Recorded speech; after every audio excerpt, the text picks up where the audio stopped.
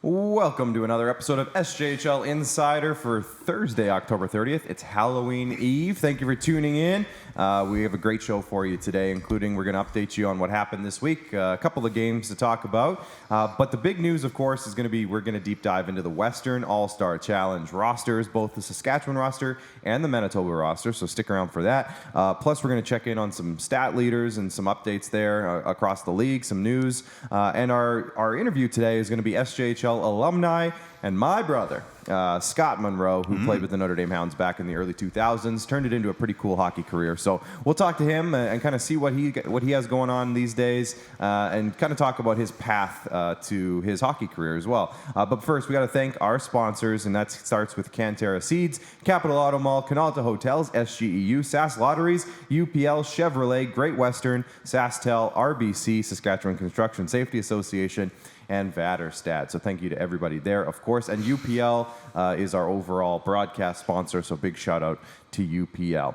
Let's bring in my co-host today, Jamie Neugebauer. We're rocking the Blue Jays jerseys one more time because, boy, they are on to Game 6. They're bringing it back to Toronto. They have a 3-2 series lead, Nugsy. If I would have told you this back in July, would you have believed me?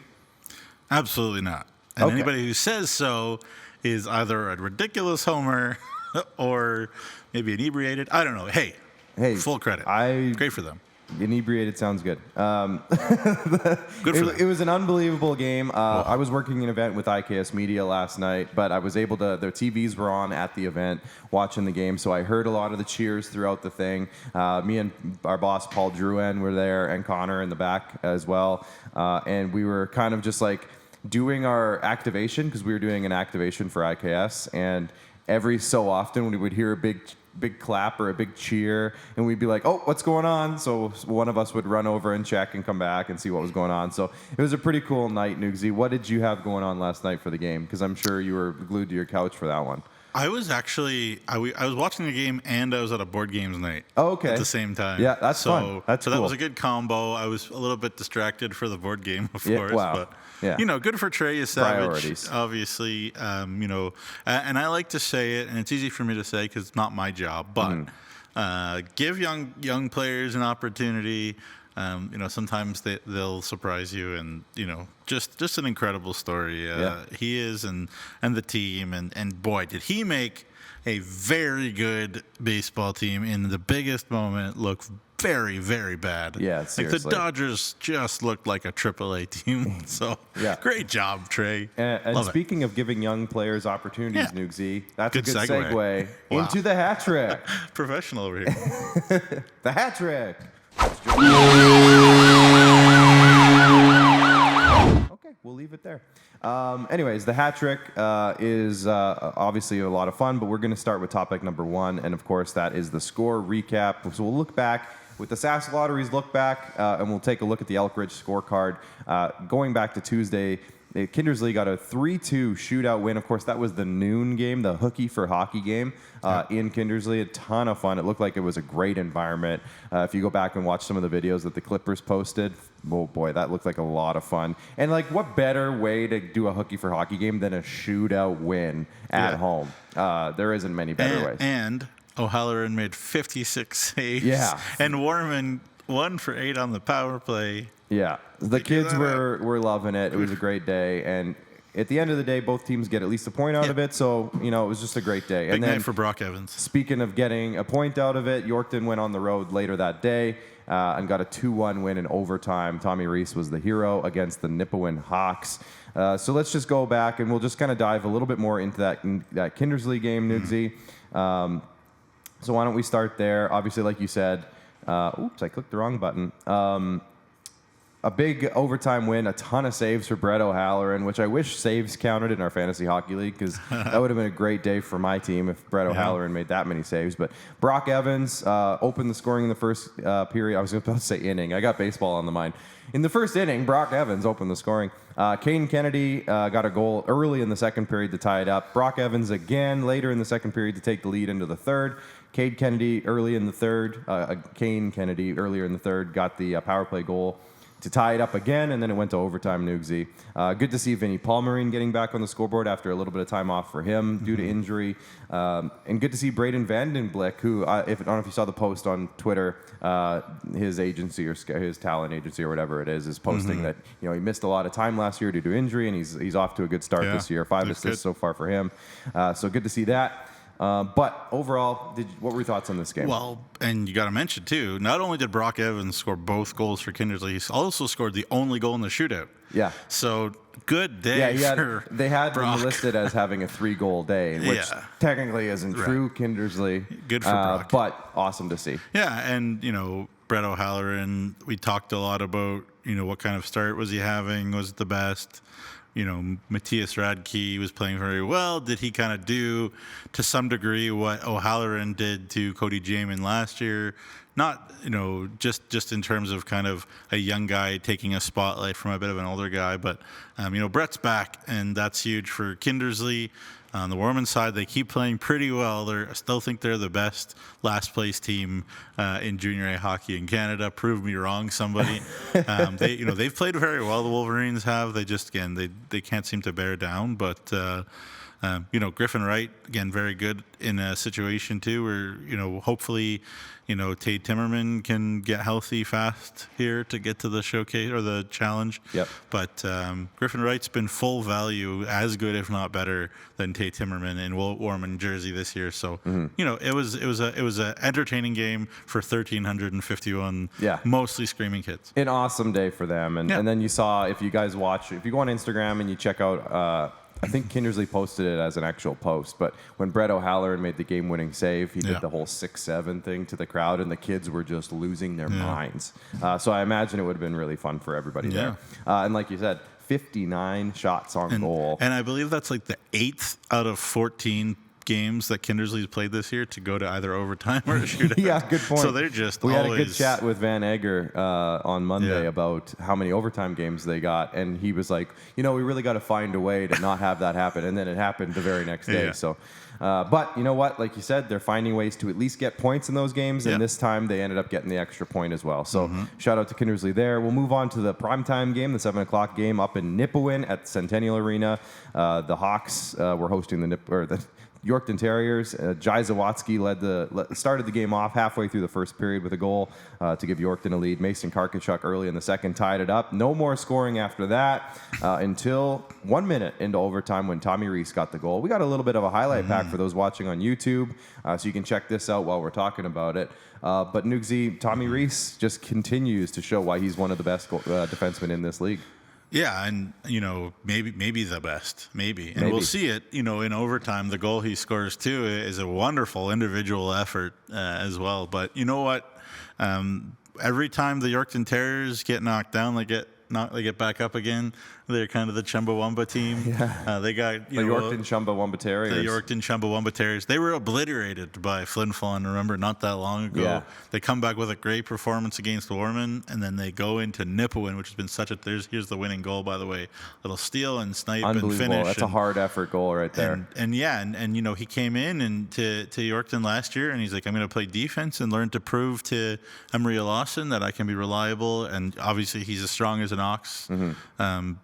Could be the strongest kid in the league, one of them anyways. I'm sure Connor Miller would disagree, and I could ask him about that at the showcase in Martensville, I guess. But anyways, Tommy, he's not just a defensive guy. He can play offense. He can do it all. I am so high on Tommy. I think, and I hope that the Blevins and them give him a real close look for Team Canada West too. Yeah. I know it's tough being in 06, but great leader. Has it all. At this league, for sure, he has it all. So, another great performance for him and another bounce back for Yorkton. Yeah, he's well on his way, Nugsy, to be in the conversation for Defenseman of the Year. Like, that's not even a question at this point. I think as long as, as long as the health factor stays intact, he will be in that conversation come the end of the season. And it's interesting. The last point I'll make about Tommy, too, is how important he is to the Yorkton Terriers. He's super important. But there are lots of guys who average more time on the ice per game than him, not on the Yorkton Terriers, but on other teams. Sure. Just because Emery Lawson's always coached in a way that he does spread out the ice time love, and that obviously helps Tommy late in the game to play like a whole kind of 4 minutes in overtime, whatever, I'm sure. But kudos to Emery and his staff for really spreading it out. So Tommy can handle the minutes, but Emery's like, I'm going to coach to develop guys too. So good for him. And it was a battle too of two of our elite goaltenders in the league as well, Callum Craig and Gage Roberts, both making 38 saves on the night. So a big performance there, and like you mentioned, an interesting stat maybe to keep an eye on in the back of our minds. But Gage Roberts, the last couple times he's played, he's actually been on the losing end of the game, which is interesting because he is one of the better goalies in the league. I don't think that's going to affect any confidence levels at all from Tad Kozin, the head coach. I imagine that he's not going to waver to put Gage Roberts into a game because he had a 2-1 overtime loss against Yorkton on a Tuesday night. But it is something to just maybe keep an eye on. And Colton Scott's been good behind him too. But Nipawin, again, dealing with that injury bug. Hopefully they can get healthy. But they still have plenty of weapons in the lineup. They're not going to use that as an excuse. For sure. So topic number 2, obviously we'll move on. One of the bigger news items of the last couple weeks for sure. The rosters for the Western All-Star Challenge have been released. Of course, the SJHL and the MJHL will face off. Now, again, this is we were having this conversation before the show started, and this is an event that I think some fans are used to having a showcase event for college scouts and the likes. This event is a showcase in a sense, but it's also a tryout. It's not necessarily we're putting a team out there, we got to beat Manitoba, and if we don't, oh no. It's not like that. The rosters are put together to put the best team that they think could end up being Team Canada West that's the goal. They're trying to find players for that tournament, not necessarily for this small event. So it's just something that we talked about before the show as maybe a focal point on why some players were selected for this and not others. Right. So on that line of conversation, Nugsy, let's put up the rosters now, and you can go through who actually made it. Now remember, on Monday you put out a roster on our show of guys that you would like. There are a bunch of names on here that were on that list, but not everybody.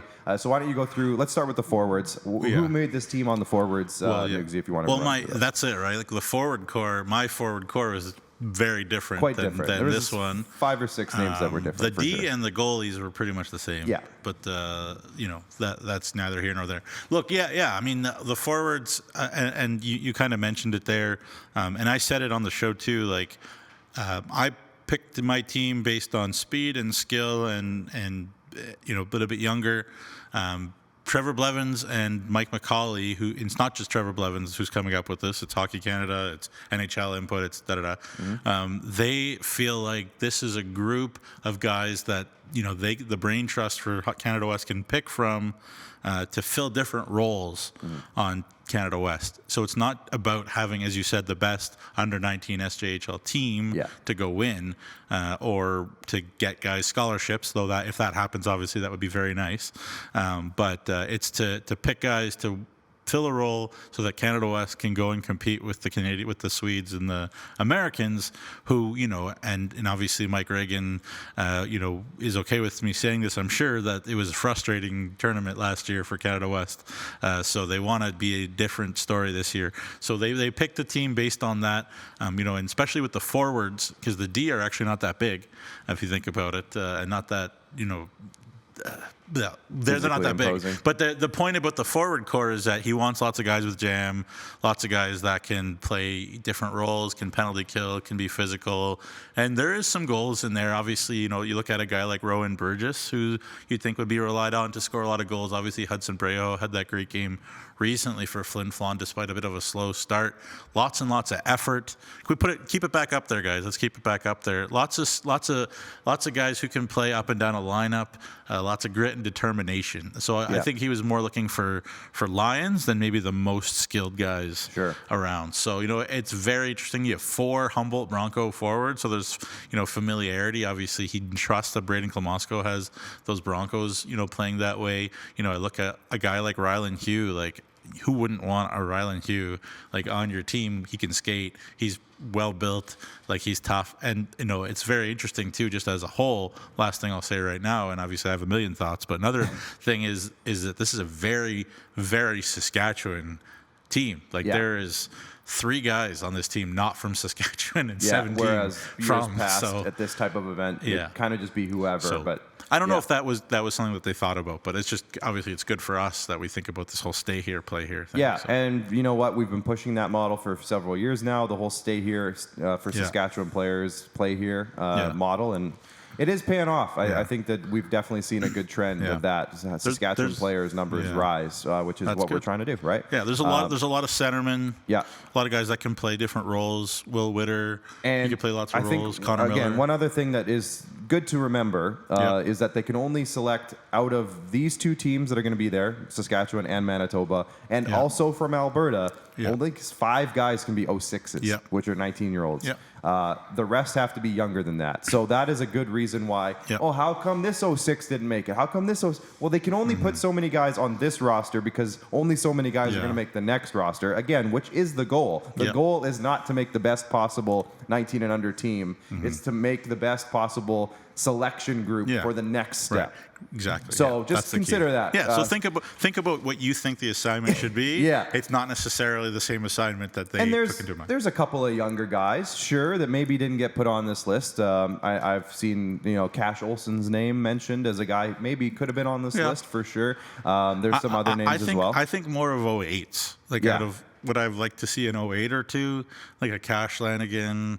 Or a Cole Dupuis or an Ethan Dundas even who's having a great year for Warman. The list kind of goes on. There's plenty of this league is full of really good 07s, so they clearly had a lot of 07s to pick from, especially up front. It's a great group, for sure. But there you go. And if the selection committee thinks that the Saskatchewan 07s are the best represented year and they want to select several guys from that year, then they're going to go with that. Yeah, it's going to be interesting. Topic number 3 is the MJHL I would like roster. to talk about the D just a little bit. We just only talked about forwards, so let's talk about the D there just quickly. And again, I really agreed with this D core. Not that nobody cares, anybody, especially least of all Blevins, cares about what I think. But can we put the roster up one more time? The D core again is very similar to the one that I picked. I think maybe he put in his guy there that he knows there in Melfort, Teo Flory, who obviously has lots of championship experience with the Melfort Mustangs. So there's that, and maybe I had Aiden Lang from Estevan.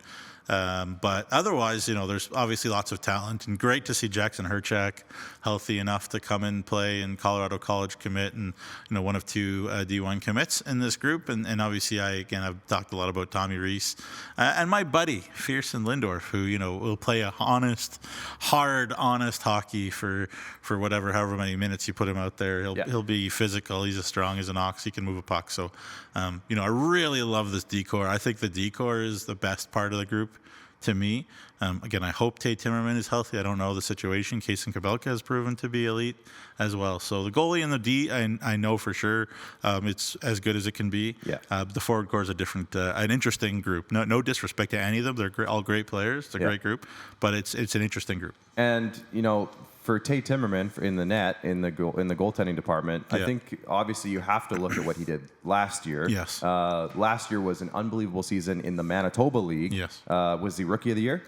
I think he was like everything. He got like MVP, playoff MVP. He was playoff everything. MVP. He was unbelievable. For OCN, So I think there's probably some people who are like, "Wow, his numbers aren't super great for a guy who's getting put on this roster." There's a track record here. It's not just based off 8 games, So and the director of player personnel there with Blevins, Mike McCauley, is an MJHL guy too. So he'll remember the times that Tay has terrorized his team too. So exactly. Nugsy, why don't we kind of dive in for topic number 3 to the Manitoba roster? Just throw some names out there. Who should we keep an eye on during this event? Yeah, I'll just be a little quicker with this one. There's an interesting, a really interesting list, and it's a very talented team. In terms of a guy who's having a monster year, it's Bemidji State commit Bryce Bryant from the Verdun Oil Capitals. I couldn't get the word out. He's a guy that we've seen at various events. Brody Green, the commitment to Northern Michigan. He's having a big year, 18 points in 14 games. Very, very interesting to see Graham Pickering, young boy. There's 2 09s on this team. They've got some 08s too. They've got Drayden Orina also, who's a Victoria Royals prospect in this thing, who's an 09 as well. But Pickering, obviously his big brother Owen. is been up and down in the Penguins organization, former Swift Current Bronco. He's playing for the Winkler Flyers, which is a really well-coached team too. So, there's lots and lots of skill and talent and speed and skating on this MJ team, especially their forward core. It's going to be a very contrast styles, I think, at this thing in Martensville. The SJ team, you say the SJ team's they're older and blah blah blah. That's not necessarily the case, because there's actually more 06s on the MJ team than the SJ team. So I think they have 6 06s, and the SJ has 4 06s. So yeah. It's interesting. One of those 06s I'll mention is Jenya Miles, the 6'3" D-man from the Steinbach Pistons. Lots of time in the BCHL with the Vernon Vipers. He's a big, physical, rugged defenseman too, with all the tools. It was a very, very, very good MJ roster, and it'll be a very interesting kind of contrast in style. If the game is track meet and wide open and everything, then probably the SJ team is going to be in trouble. If it's a bit more ground and pound, then SJ is probably going to be happier. So it should be interesting. There you go. So why don't we just, before we get into our interview segment, why don't we just quickly look at the standings, and we'll just kind of get that going as we head into the weekend. There's 10 games this weekend, so this is bound to change, because Nugsy, there's really not a whole lot of difference right now between 1st and 8th, despite Humboldt and Kindersley and Weyburn having such great starts to their season.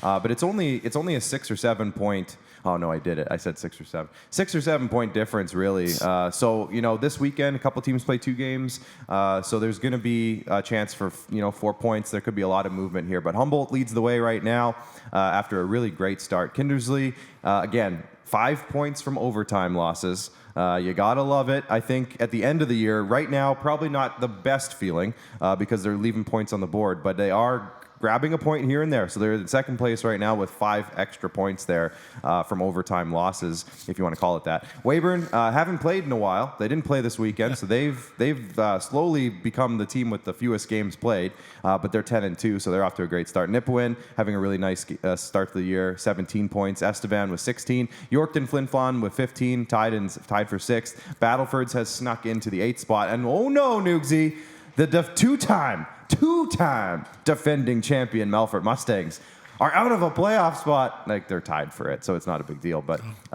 it is kind of funny to see that. Is it time to panic? Probably not. Probably not. And then Melville, Larange, and Warman down at the bottom there. So, speaking of Warman, technically our guest today is an alumni of the Warman Wolverines franchise, in a way. So former Notre Dame Hound goaltender. Yeah, so are you. University of Alabama Huntsville alum and 10-year pro, turned coach, and a few other things along the way. And it just happens to be my brother, Nugsy. So we're going to go out on the video chat line now to be joined by Scott Munroe, rocking the Blue Jays hat. Thank you, Scott. I had a feeling you would be. But thanks for joining us today.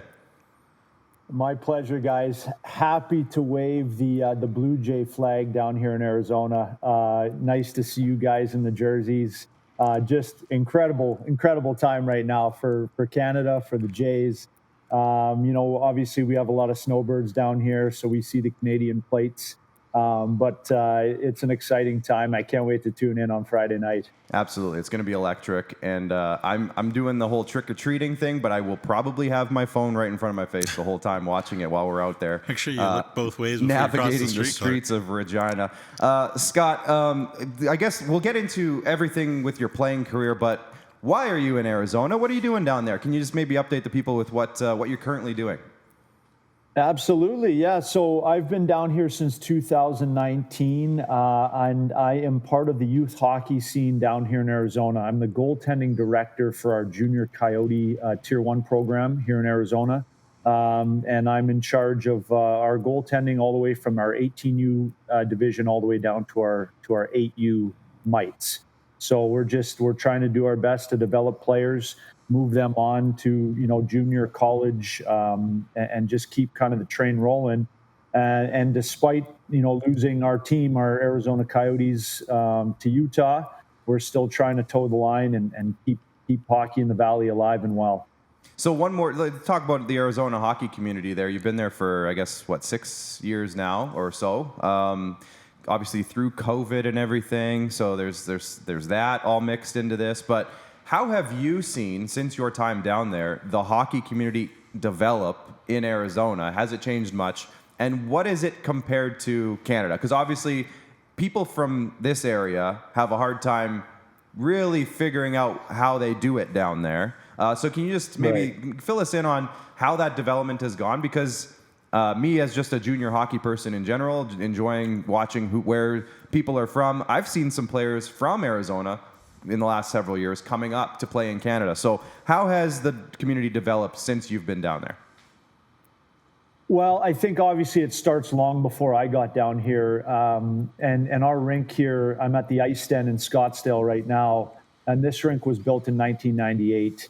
And I think just since they've developed those roots, the game has really taken off. And this program, the Junior Coyote program, has just done a really incredible job of providing the facilities, the coaching, and the ability for these kids to play at a high level.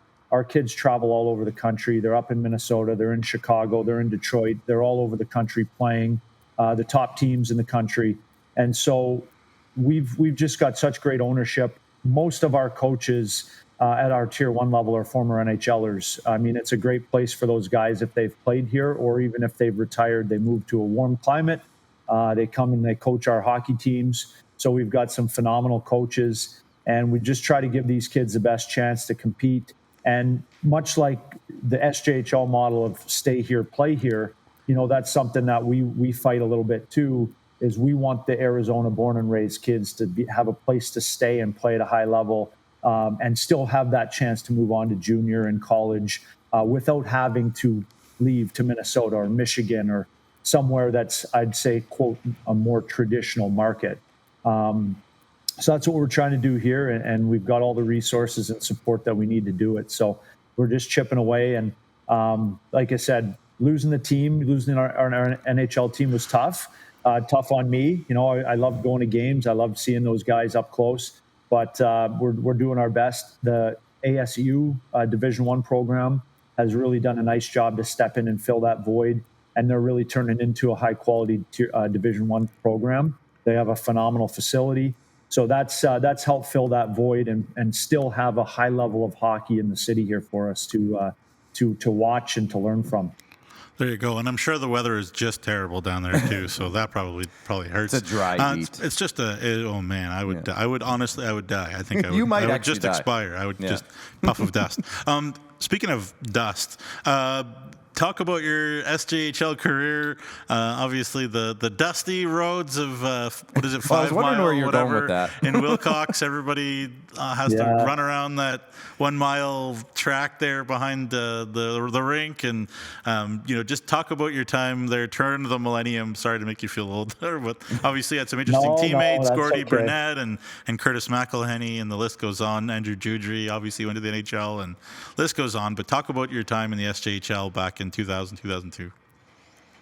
Well, really, really an incredible time, and that's that I just have such fond memories and such pride to be an SJHL alumni. I loved my time in that league. It gave me a platform at a time when obviously the landscape has changed drastically over the last few years. But at the time when I was coming up through the junior or the youth ranks, I was not ready for the Western Hockey League. And so I needed a place to play to continue to develop and advance. I shifted my mindset from maybe trying to play for the Moose Jaw Warriors to, hey, let's go try to get a college scholarship. And Notre Dame provided me an incredible platform. And like you said, the teammates that I had over those 2 years were incredible. And you mentioned Curtis McElhenney and the small hockey world. My final year of pro, I signed with the Columbus Blue Jackets, and I go to camp, and there's Curtis McElhenney as the backup to Sergei Bobrovsky. So to circle back and see Mac after all those years, and just have that kinship of knowing that, hey, we were in Wilcox together. And I think my favorite thing as I move past it years later, I think the SJHL to me is a real character building league.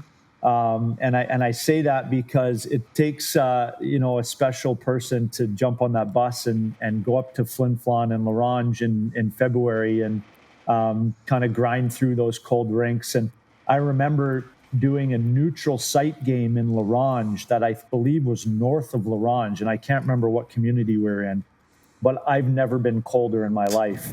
And when you're a goaltender and you're getting hit with pucks in warm up and your hands and your feet are freezing, and you're like, all right, I got to play a game here, and this is a league game and this counts, so I better be ready to go. So I just have such fond memories, and to grow as a person, and then have the ability to go down to the States after that and play Division I college hockey, just incredible. So I will always be waving the SJHL banner, and trying now in my role here, being able to help to potentially steer kids toward the SJHL and be able to speak about that league and from an experience standpoint. So just a phenomenal time. Mm-hmm. Loved my time in Wilcox. I was obviously sad to see that franchise move, but I hope that they have a good foundation in Warman and can really kind of pick up from what they built in Wilcox with that program. Yeah, that's awesome. Thanks for all those points. Those are really helpful. I also got to ask you about your pro career. A couple stops. Philadelphia in the A, Russia, Sweden.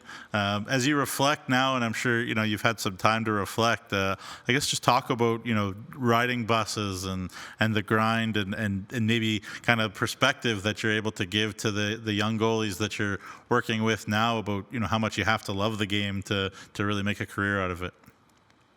Well, I think you just nailed it right there. You have to love it, and even now as a youth hockey coach, you have to love it, and you have to be able to share that love and that passion to the players you're coaching. I think that's really important. But it's a funny thing because some of those bus rides are very long. You feel like you're on the bus for days, or you're on the plane, or you're both. But when it's over, those are some of the things you miss most. Spending time with your buddies, watching the same movie over and over, hearing the same joke over and over.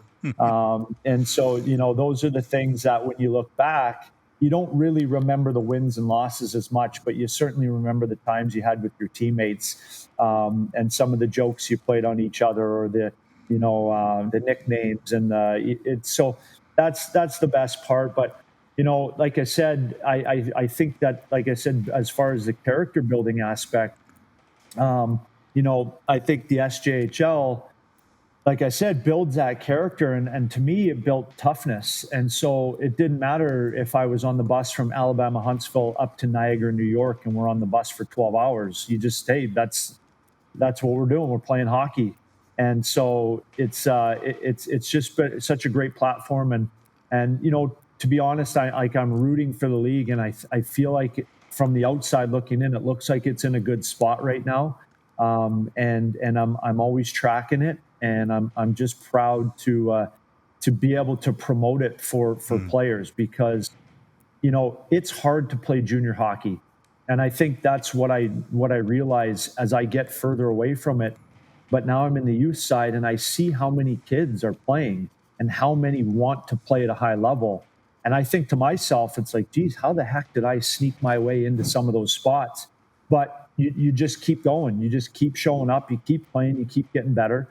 And to play junior hockey is a really big accomplishment. And to play Division I hockey and pro hockey is an incredible accomplishment. And I'm proud to have been able to do it for as long as I did. And now I'm just trying to use that, that love and that passion, that background to impart that on the young kids here. And hopefully help them reach some of their goals and move them along and on some of the same paths that I was able to travel. So obviously, Scott, with the playing career that you had, both junior college and in the pros in different ranks, this is called the Success Starts Here interview segment. So the success starts here obviously always transitions to the next step. There's always a next step. And you transitioned into some coaching in different leagues, and now you're running programs and also coaching as well. And obviously, like you mentioned earlier, you're transitioning into a new role recently, director of goaltending role. So a lot of coaching in there is what I'm trying to get at. So where along the line for you was it? Because I know you had some great coaches in Junior A back at Wilcox. I know you could talk probably for days about that. I know you had some great coaching in college in the pro ranks, including Toronto Maple Leafs head coach Craig Berube at one point. Where was it for you where you're like, that's what I want. I want to get into that. Coaching seems like my kind of thing. So where was that for you? You know, Clark, I still sometimes ask myself, like, what do I want to do when I grow up? Right. And, you know, so I don't know. Like, I don't think the book is completely written, but, you know, I think the game starts to tell you when your time is coming to an end. And that's not the easiest thing to accept as a player. So I think all I knew was hockey, and it had been my passion and my life for as long as I can remember. I remember at around I think 15 years old, kind of having like a 10-year plan to, you know, put an NHL jersey on when I was 25, and I actually was able to accomplish that, which was an incredible experience. But I felt like I wanted to try to stay in the game. So in 2015, when I kind of knew, I kind of saw the writing on the wall a little bit. I did have an offer to play over in Europe for another year. And then I actually had an offer to start my coaching journey with the Moncton Wildcats in the Quebec Major Junior League. And so it was a difficult decision, but I felt like I had a great chance to step into a really great level in the CHL. And so it was hard for me to pass that up. So I took the leap to coaching, but didn't really know what I was getting into, if I'm being honest with you. So, but it was a great start for me. So I spent 2 years in Moncton, and then I ended up coming back to the States, to Connecticut, where my family and I were living, and I was able to coach Division III hockey at a Division III school called Trinity, which is right in Hartford, Connecticut. That afforded me the opportunity to take on a little bit bigger role and step outside of just the goaltending box a little bit, which appealed to me because I did want to see if I could actually coach players, defensemen, forwards, etc. And that was a whole new world too. But that helped me as I made this move down to Arizona. I've been coaching my son's team a little bit, but just all of those experiences. And I, you know, as a coach, you realize, I think, as you try to teach others, you learn more yourself. So I'm constantly trying to learn, and obviously the game is changing and adapting at a very quick pace. So you have to kind of stay on top of the trends and you know, the skill development that's needed to play at the level of hockey. Like these kids that, you know, these SJHL players, I'll say, in this league right now are better than us in my era. The kids we played. They're the skill, the speed, the strength, they're better. And it's awesome to see. And I was watching a 16U game down here. It was our Arizona team versus a team from Colorado. I couldn't believe the pace. It was so fast. It was the hitting. Like it was really fun hockey to watch. So it's really great to see the game's in a good spot. There's a lot of great players. And I just hope that they continue to afford opportunities for these kids to play, whether that's Junior A, CHL. I would love to see more Division I teams come online and give more of these kids a chance to play at that level. But even being at the Division III level, that's really good hockey too. And I think all these changes in the junior ranks will even improve the Division III level as well. So it's exciting to see where the game's heading. Yeah, and of course, youth sports is such a big thing for us these days too. So, you know, obviously great to see that because I've been a huge fan of youth sports hockey for a long time. Now, speaking of being a big fan, I would be very remiss, Scott, if I didn't ask you. I'm sure you are so proud of your brother, Clark, here. Such a great dad and such a great colleague of mine. I love working with him. He's a treat to work with. But I got to ask you, what was it like growing up with Mr. Clark over here? Because we love him, obviously, in the SJ, and I'm sure you got some stories.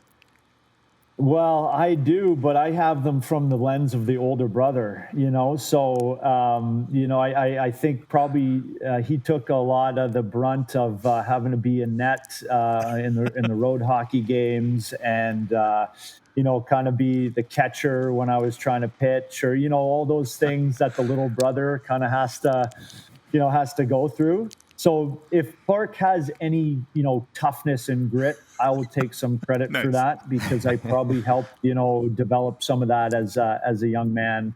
But it was good, fastballs to the face. Yeah. Well, no. You see, that developed your quick hands, though, because you're able to get your hands up and catch them, right? True. So again, I'll tip my cap. And he would say that to me too at the time. Like, that's how forward-thinking Scott was. He'd be like, "Come on, if you're gonna play, you gotta be able to catch. It'll make you better when you're in university baseball." Yeah, exactly. But my nose is bleeding. Again, the toughness, right? You need that toughness to be able to climb the ladder and play at higher and higher levels. It's the tough, mentally tough players that make it through. So there you go. But the only thing that's been tough, and honestly, is I've been gone so long. We had a 10-year age gap, and I headed off to college, and then I was off to the States, and so then Clark was kind of on his own for a while there, and obviously he did fine, and he ended up down in California playing some baseball, which is incredible. Actually, I just got my first trip to California too. This year we went to San Diego for a hockey tournament.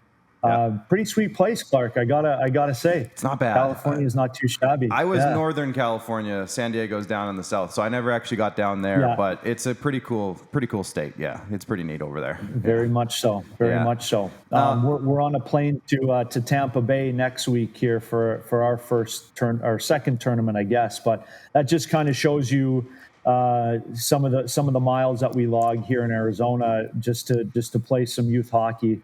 It's a little bit wild, but I guess we're fortunate to be able to do that. Yeah, for our Saskatchewan viewers, it's funny. We think, Scott, you growing up in Regina and Moose Jaw area, mostly Moose Jaw, I guess, for your playing days. I guess Redverse as well back in the day.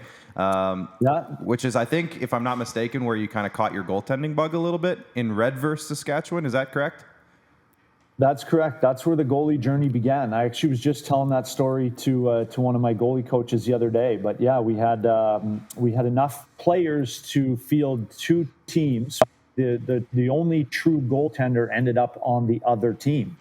And so it was pass the bag around for a couple of games to see who wanted to give it a try. I think I did reasonably well in the first game.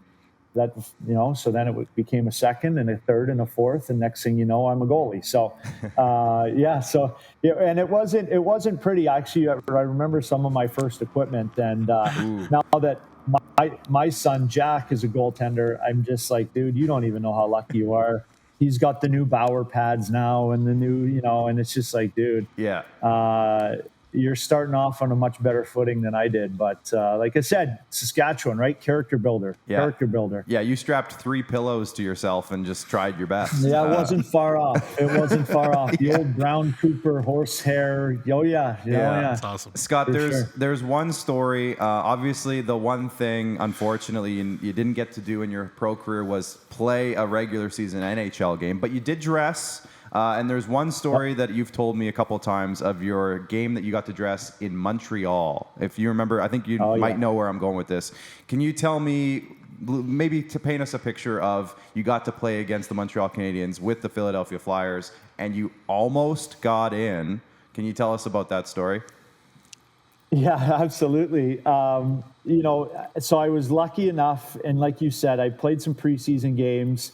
And I backed up 12 NHL games. And I can remember almost every one of them like yesterday, because it's just the most surreal experience to be on a bench with a jersey on and just absorb that atmosphere.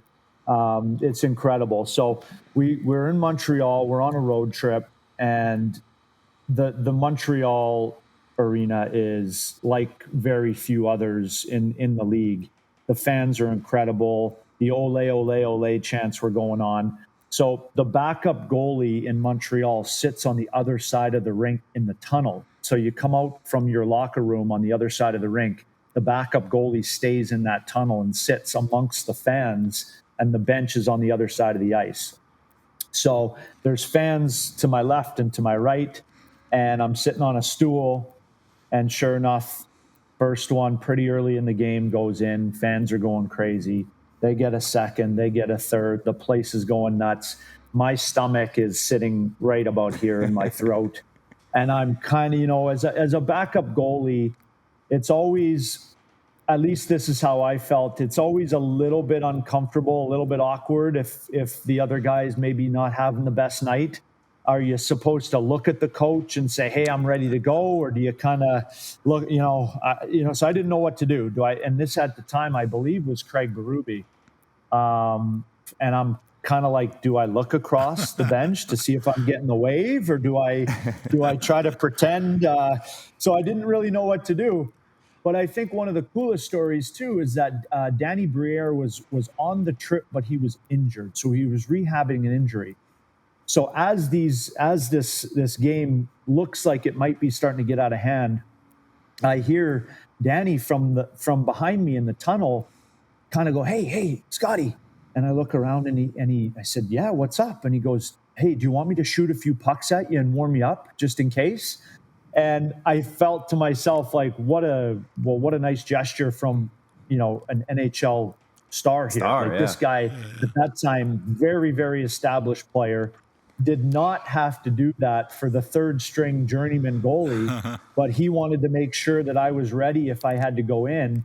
I politely declined just because I felt like I don't want to make Danny Briere shoot pucks at me here in the hallway, but that just always stuck with me. I thought that was such a classy gesture on his part to even think of me in that way, right? Like, hey, what a teammate and what a guy. And obviously now you can see the success he has as a general manager in the NHL. And I think that speaks to his character and just what a team guy he was. But, that's just one of those memories. Like you said, I don't remember what the final score of that game is, but I certainly remember that interaction with Danny and the crowd and all of the things that surround those moments, right?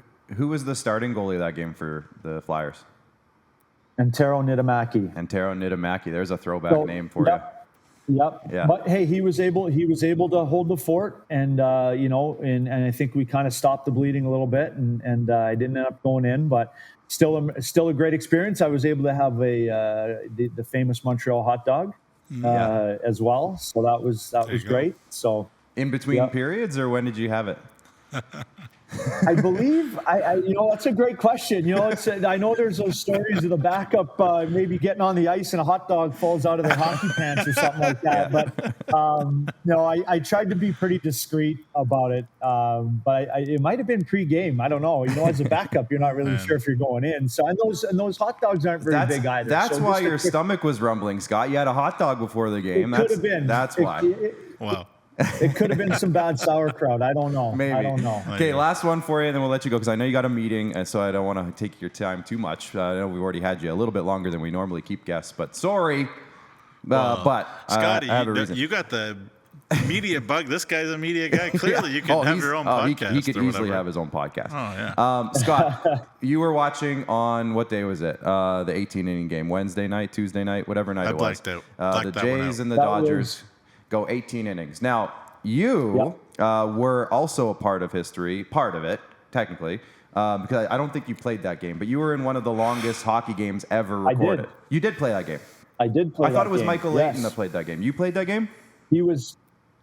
Michael Layton was my opponent. Oh, he was on the other side. Okay, because I know you played with Michael Layton. We did play together later on back in Philadelphia, but at that time we were facing off against each other. And yes, at the time it was the longest game in AHL history. It went to 5 overtimes. Wow. And I believe we had about 102 shots on goal to their 67. It was probably awful hockey because I can remember after probably the second overtime, it was basically get over the red line, put it on net, and change. Yeah. Maybe hope to get a bounce. But I'll tell you what, those were nerve-wracking dump-ins, to say the least. But I actually, and again, I shared that story recently because of the extra inning game, and just sharing that experience of what that feels like. And for me anyway, it was my first playoff as a pro, and I was the starter that year, and so that was my first overtime game as a pro, and then it went 5 overtimes. Wow. So there you go. After the first one, you're very nervous, right? Okay, here we go, overtime. So that one ends. Now you're into the second overtime. You're still having those nerves. And then by the third, fourth, fifth, I just remember kind of just being almost numb. You're just sort of there. You're still in the game, but you're just so numb. You're tired. You're mentally just trying to hang on and stay sharp. And I thought of all those feelings for those guys coming up for at bat again and again, or the ground ball to short again. And it's really what it turns into is mental mistakes when you get to that point, is who can just stay mentally strongest for the longest and just hopefully come up with the play. But I tip my cap to those guys. And the Jays were able to come back and win the next game, which is actually very similar because we won our game and lost the next one, which also went to overtime, which was crazy. Now it only went to 1 overtime, but it was quicker. It was a little quicker. And I just think, honestly, I remember when that buzzer went, it was tied after 3. I went, you're kidding. Like, come on. Obviously you don't want to be the one to let the goal in, but you're like, again? Here we go again. Just Goldberg it from the Mighty Ducks. Just have the goal. Yeah, exactly. Yeah. I was hoping the Dodgers were going to do that to Vladdy and just say, just hit this out and let's go home, right? But just lob him an 85 over the middle and just get this over with. Exactly. Well, Scott, really appreciate your time today, and I'll let you go because I know you got lots going on, but we'll chat again soon, I'm sure, and good luck the rest of the way with your new role and everything going on there, and keep flying the SJHL flag for us. Always will. I love Saskatchewan. I love the people. I love the league. I miss it. I don't miss the weather. I will happily take the weather here. But happy to do this, guys. I really appreciate what you guys are doing for the league. Just keep doing what you're doing and keep promoting that great league and give those players that platform that they deserve. And thank you guys for what you're doing. Absolutely. Appreciate that. And just to make you feel even better about where you are, it started snowing today. So there you go. That's a shame because I'm going to walk outside. It's going to be about 85 degrees and sunny. So it's the best part of the year down here. So hockey and sunshine, you can't beat it. Wouldn't be Halloween without a little bit of snow, I think. Anyways. Okay. All right, that's your opinion. All right, Scott. Appreciate the time. Chat again soon. Bye, guys. Thank you. There's Scott Munroe, SJHL alum. That was a great chat. Man. And you know what? I know Commissioner Kyle is going to be listening to this, and he's going to be like, oh, just because your brother's on, you think you can go 20 minutes long on the interview, if you have a great brother like that, yeah. We could have my brother on, but... Hey, let's get your brother on next week. He would talk more about Star Wars and Taylor Swift, I think. Well, we could probably fill a segment with that. It's a different podcast. Yeah. Success starts here. The Star Wars and Taylor Swift segment. Yeah. We need that. Love my brother. Nugsy, one thing that we're going to look a little different, you and I, next week, and that's not just because we won't be probably wearing Jays jerseys anymore. It's because it's Movember. Movember starts next week. If you remember last year, we obviously put a lot of effort as a league entirely into our Movember campaign. We ended up, can we put the graphic up? Do we have the one from last year with all the numbers? Yes, thank you. We raised over $21,000 last year, and look at the SJHL staff just crushing it with $5,100. But the Notre Dame Hounds, now the Warman Wolverines, were second place, Nugsy, and you were part of that a little bit. Did you put your money towards the staff or the Hounds last year? Any money that you raised? Hounds. You put it towards the Hounds. So the SJHL staff was, I think, me, Kyle, Kelly. I think I was on both teams. You might have been. I don't know. But it didn't count towards both. Kelly Lewick, our director of graphics, I guess you want to call him that, he was a big reason we got that number. Awesome. He is the director of being awesome. Kyle McIntyre, Jacob Faith, myself, Kelly, and I can't remember if there was anybody else on that list. Rory, maybe? No, Rory would have been on Humboldt. So anyways, regardless, we raised over $21,000 last year as a league, including the staff of the league. So we want to do that again. I think that'd be pretty cool to do again. So let's put up the graphic, I guess, just for what Movember was. Now, this is from last year, of course. But obviously, this will be updated, but it's going to stay mostly the same. Our community is very committed to making a meaningful impact by standing together for men's mental health, testicular cancer, prostate cancer, and suicide prevention. So obviously, next week, Nugsy, starting on Monday, you won't be in the studio next Monday. Nope. You'll be in Warman. I think for the show. I think the plan is for me to do the show in Warman. Yeah. Do the show in Warman, and then you're going to head over to Martensville and hang out there. But we're going to have mustaches starting on Monday for the rest of the month of November, and we'll be promoting the donations, of course, and everything else. And hopefully the teams jump on board as much as they did last year, because we had a lot of fun last year with it. So it is November, Saturday. Saturday is November, so it's going to be a busy month there. But speaking of the weekend, Nugsy, let's have a look ahead to the upcoming schedule for the weekend. And we have 3 games on Friday to kick it all off. Of course, this is Halloween night, so there's going to be a lot going on, but still a great opportunity. I know a lot of the teams play into that, and they have Halloween festivities at the game and candy handouts and stuff, because I know it's hard. Trick-or-treating, you don't want to miss. 7 o'clock is primetime trick-or-treating, but it's also, if you get out a little earlier, get your trick-or-treating done sooner, and then head out to the rink. It's going to be a great time. Bring the kids. The Nipawin Hawks are hosting the Melville Millionaires. Warman's going to be hosting Melfort on Friday, and then Yorkton and Battlefords is going to be a great game as well to cap it off. And then on Saturday, I believe we have 5 games. Flin Flon is hosting Nipawin in a big UPL battle. That's 7:30 local time, 6:30 Saskatchewan time. Estevan's going to be hosting Weyburn in a back-to-back Highway 39 rivalry, which is going to be amazing. Melville plays Battlefords. Kindersley and Humboldt take each other on in a Nutrien division battle, and then Melfort and Warman take each other on as well. And then on Sunday, 2 more games. The Highway 39 rivalry flips venues, and the Nutrien division. Do they have a name for that rivalry, Humboldt, Kindersley, or not really? No. Just a Nutrien division clash. They switch venues as well. It's a 3 o'clock start in Weyburn, a 4 o'clock start in Humboldt. So it's going to be a great weekend. Nugsy, what are you looking forward to most?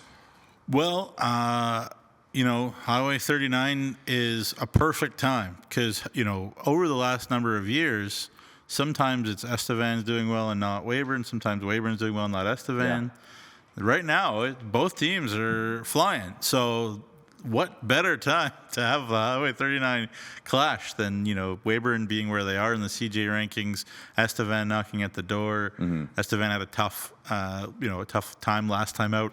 Will there be some rust on Weyburn? Because they've literally been, their players literally went home. Yeah. So was it 2 weeks that they've been off? It was like October 20th or something. Was their last games. Wow. So Cody, for whatever reason, gave them a whole bunch of time off. So it happens. I'm sure they're going to be working hard in practice, getting ready to go because there's no excuses for Highway 39 either way. No. It should be a lot of fun. Yeah, and I mean, like you said, it's a great time of year when both teams are doing really, really well, and they take each other on, and it's going to be a home-on-home. So you're going to see fans from both teams in both rinks. Yeah. And now let's just pray that the Jays win in 6. That's what I was going to say. The hard part is not only is it Halloween tomorrow night, but it's also Game 6 for the Jays and Dodgers, and then potentially Game 7 on Saturday. So we'll see. I know it's going to be a busy weekend with a lot of stuff happening, but make sure you head out to the rinks. And if you can't make it for whatever reason, make sure you follow us on all of our social media channels and get your Flow Hockey subscription as well. You can catch all the action there. Follow us on Facebook, Twitter, Instagram, and TikTok. And then, of course, all the highlights are over on YouTube, so you can always check it out I've been posting lots of things on Threads lately. Oh, good. So Threads. Make sure you check out Threads. We're going to have to add a Threads graphic to the sponsor or the social media graphic.